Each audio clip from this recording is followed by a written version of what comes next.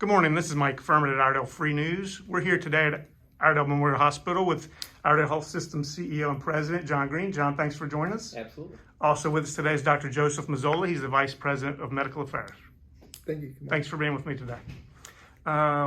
Obviously, we're here to talk about COVID again. I'm sure we all wish we didn't have to have conversations like this, but the reports are that the number of patients are escalating throughout all of the county's hospitals.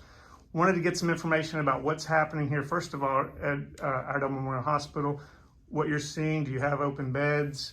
Are you seeing high numbers of unvaccinated or vaccinated patients? All those things. Absolutely. Well, let me start with, we are having the same problem here at Iredell that you're seeing throughout the state. So I'm going to call a couple times a week with CEOs from around the state hospitals, and every organization is seeing a dramatic increase.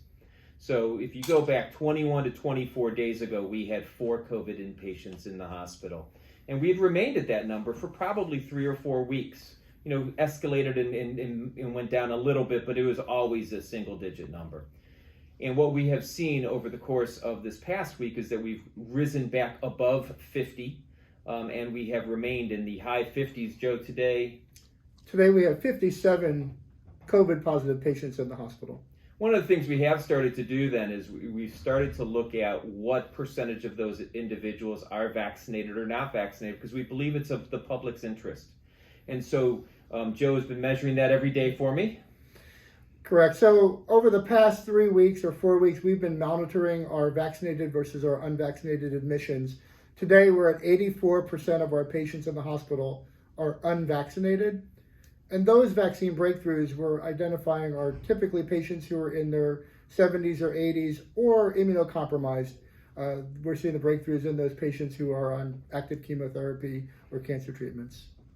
And the ICU patients, I believe, are all unvaccinated. Correct. Today in our intensive care unit, we have 11 COVID positive patients, and all of those are unvaccinated, as well as the patients that are on mechanical ventilation are unvaccinated. Now, previously, it seems like a lot of the patients were older once they were admitted in the hospitals, 60s, 70s, 80s. With this wave, are you seeing younger patients? We absolutely are seeing younger patients. It's funny you asked that question, because we've started tracking that more definitively also over the past 2 weeks. And I believe, Joe, about half of our patients are in the 40 to 50 age range now. Yeah, so we're seeing we have seen our youngest patients 19, 20 in the hospital. They typically are getting through this very quickly. But yeah, between 30 and 60 years of age, the composite is about 80% of our population right now. And the 40 to 50 is just about 50% of our hospitalized patients. Do you feel like your team is ready for this wave? Did you get enough of a break? No. The easy answer is I don't believe staff felt that there was any break. One of the challenges that we saw was because of COVID, people stopped receiving other care. And so when really the first wave of COVID hit, and we started to see a lot of other sick patients. I mean, there's a lot of sick people in this hospital. And so that already had us close to full. And then now to see the COVID numbers ramp back up from 4 to 50 plus, we are full. There are patients waiting in the emergency room for the next bed to open right now. And again, that is not inconsistent with a lot of the region's hospitals. There are that many ill patients. The staff is very tired. They're very fatigued. So when you talk to people in the community, they probably don't have a great understanding of what's happening in the hospital, but they want to know, what can we as a community do to lessen the burden on the hospital? Obviously you've been preaching the vaccine. What should the community be doing to take care of itself and help the hospital? Well, and I think the first thing from education to the community are numbers like this. All weekend, anybody I saw that asked me, I openly told them we are full. And these are the types of patients we have, because I think it's important for them to know.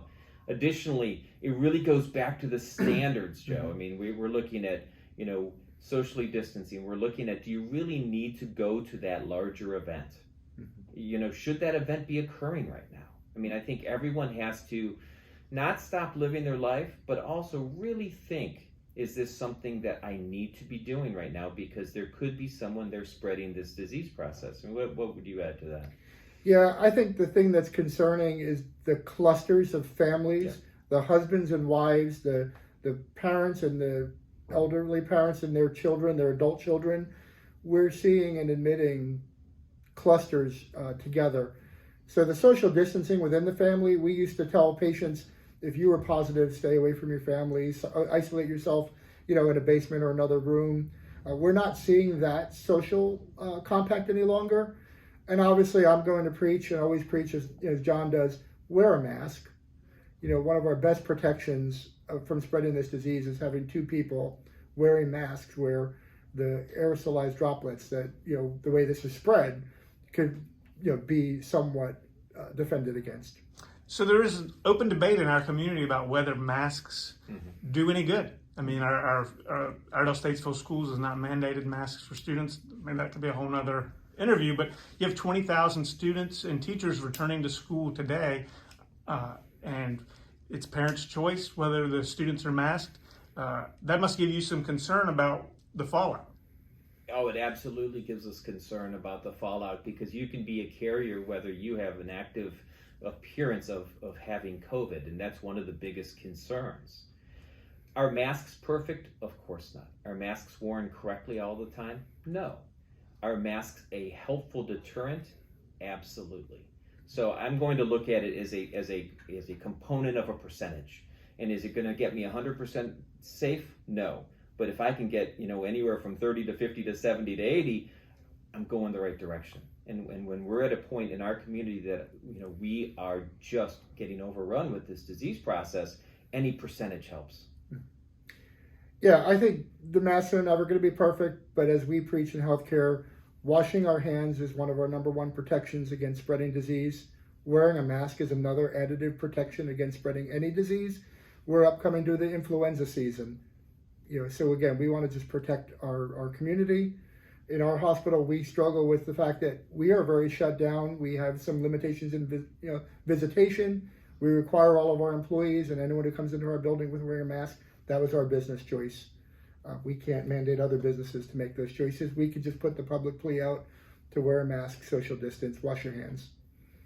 Well, gentlemen, thank you for taking the time today to speak with us, and best to you and your staff. Absolutely. Thank you. Thank you so much.